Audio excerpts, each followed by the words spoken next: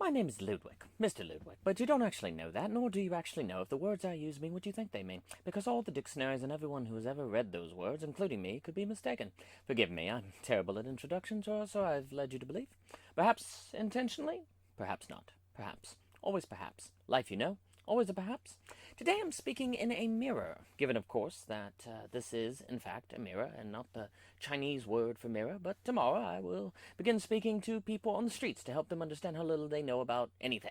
Not that I know people will necessarily listen, even if they act like they're rapt.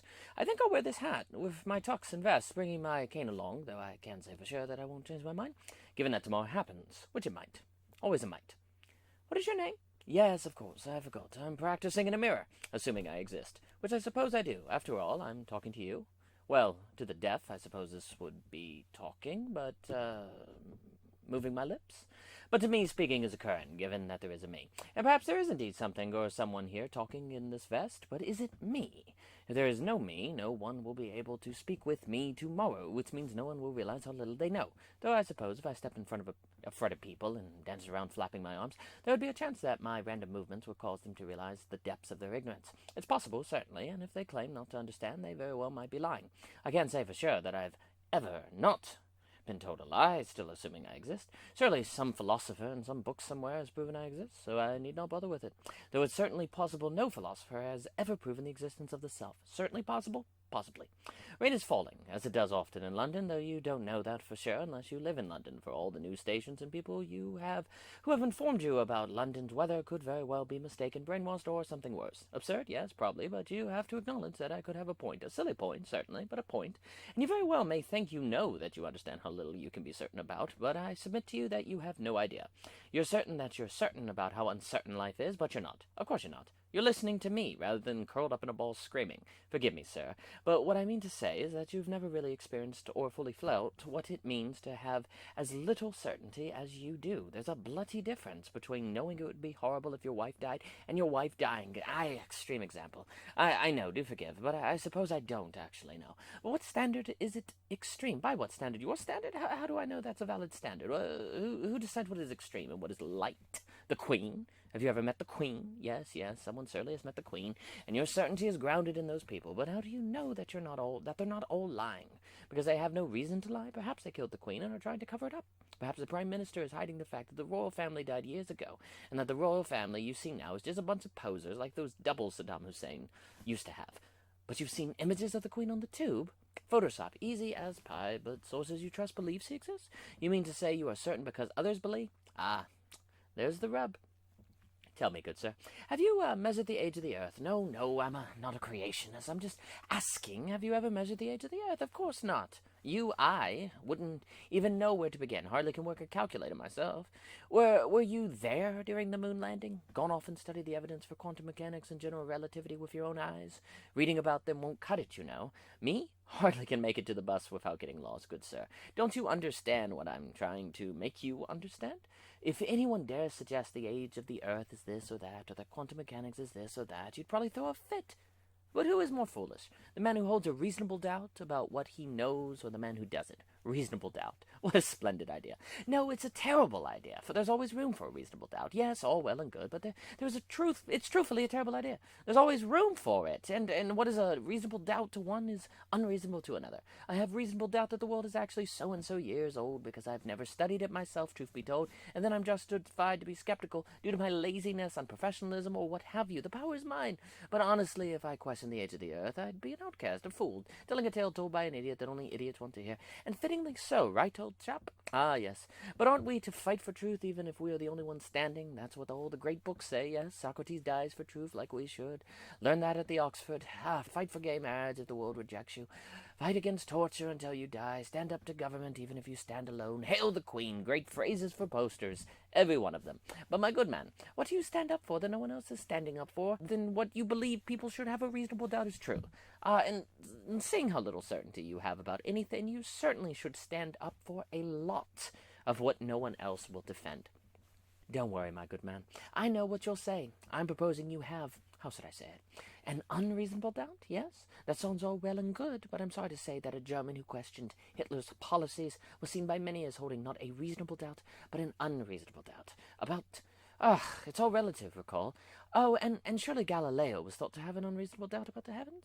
But I know what you're thinking. That's why we have science, methods to establish what is, regardless how certain we can be about what is. God bless science, you say.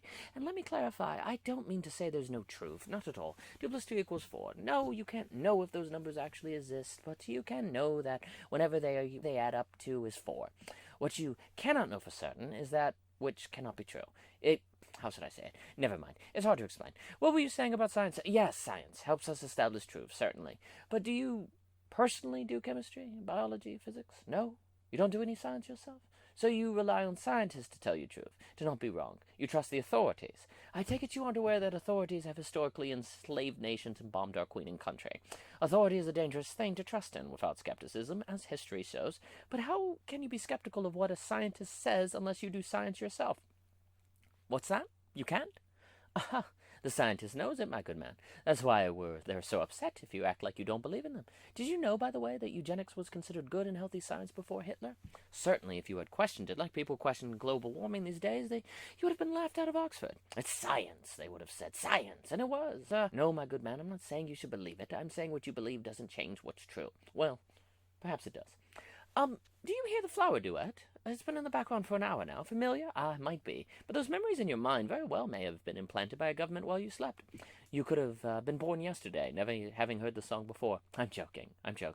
But I might just be saying that. Part of the joke, you know. Tedious, isn't this? All this uncertainty. Much better to convince yourself that you have certainty over what you do not. Go read a book, would you?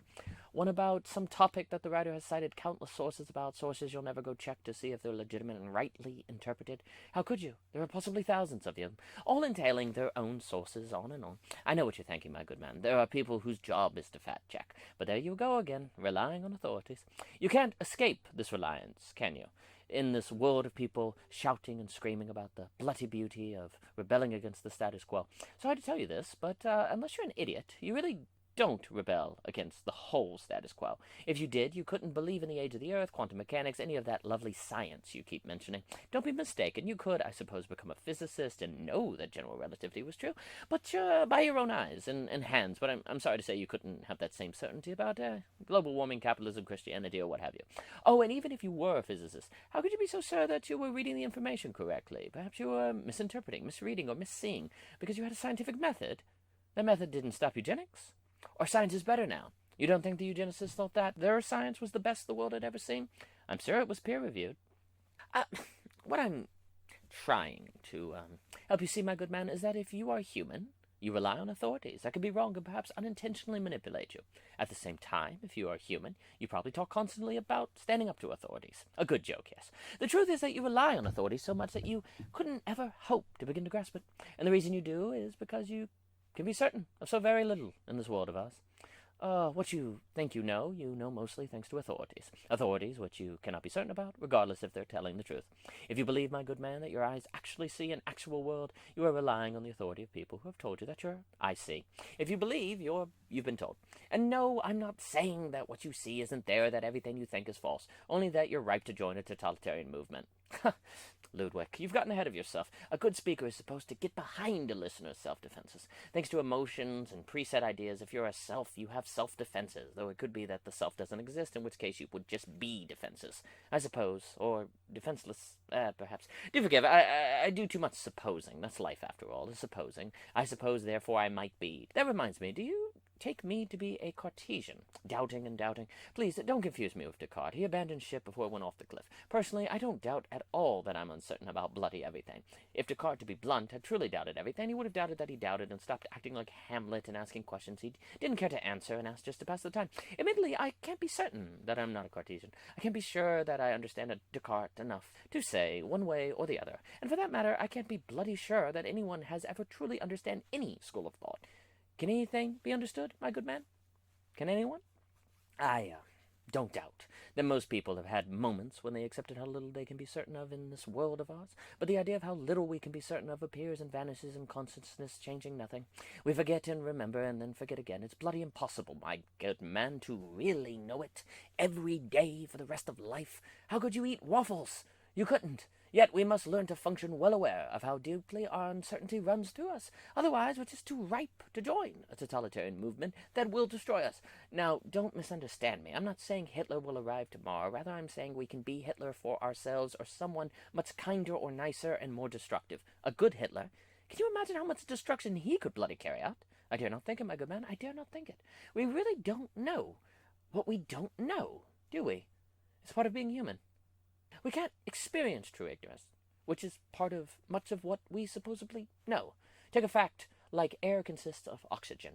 We don't know that we believe this fact thanks to an authority. This doesn't make the fact unfactual or false. It just means the fact is relayed to us through and thanks to power.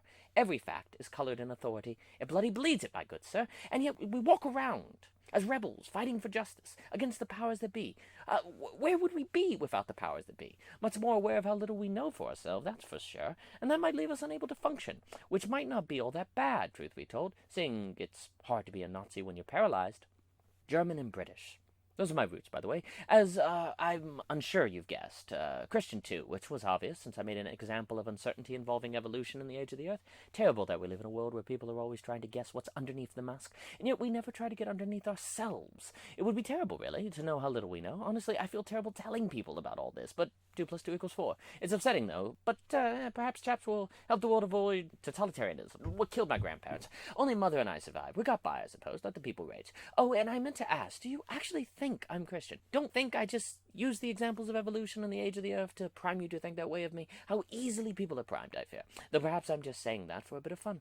Don't think about it too hard. How about that Bible?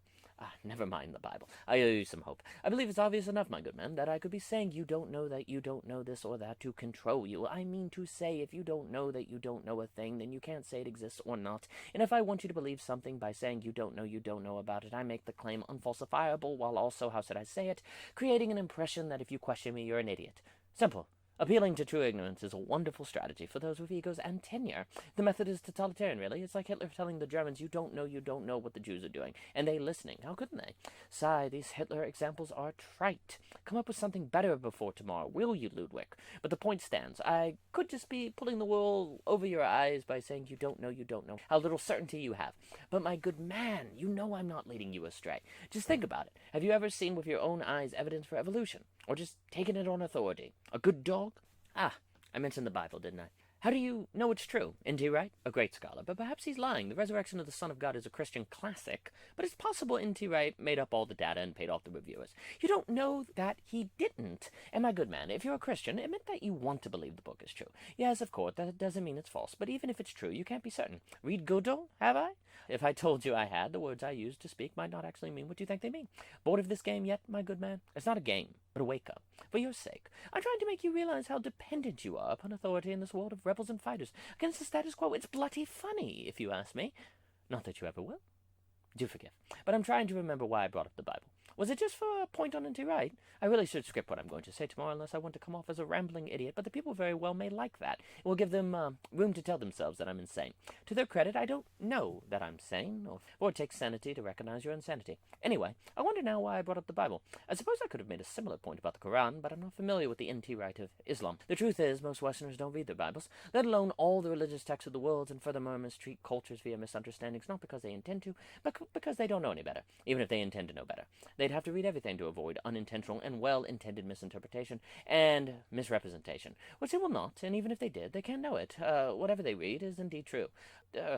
I can't recall why I brought this up. Do you know, my good man? I don't know either. I don't know. That's the spirit. A tree is outside, no? Hard to say. It wasn't the Bible I wanted to bring up. But eugenics, do forgive. But to reiterate, I'm aware that you strongly think science can save us from the problem of certainty. It's just, well, human. How can't you? And certainly science is a great thing, but you do know about the replication crisis, yes? And that all the horrible regimes believed in science. The Nazis believed themselves to be very scientific. That was pseudoscience, you say. Of course, of course. As it was pseudo-religion that the Nazis used. But I suppose that's the rub, isn't it? That science and religion can be so pseudo so easily. The very fact that this can occur is a sign of how little certainty we have. People can be led to believe that X is their religion and not even know it isn't their religion. Funny, yes? No, just real. And please, don't mistake me as saying science isn't our best method to know the truth. My point is only that it can't save us from ourselves. Oh, and I just recalled that we don't know anything. The thought appears and vanishes in consciousness. As you can see, the thought appears and vanishes. Perhaps the point of certainty is to stop cognitive dissonance. We think it's about truth and lovely epistemology, but I'm not so sure. Oh, bother. Why did I bring up eugenics? I feel terrible now. Don't do that tomorrow, Ludwig, my boy. It will cost you an audience or two. But I didn't say it was true. It doesn't matter, Ludwig. The mention of it makes you sound like a conservative Nazi. It's always Nazism with you, Ludwig. Ludwig, stop talking to yourself in the third person. Please, it makes you sound bloody mad. I'm boring you, aren't I? A broken record is more unpredictable. Tomorrow I must be terser, and less third person. I'll scare the children, assuming children exist rather than small adults. Do I come across like I know everything?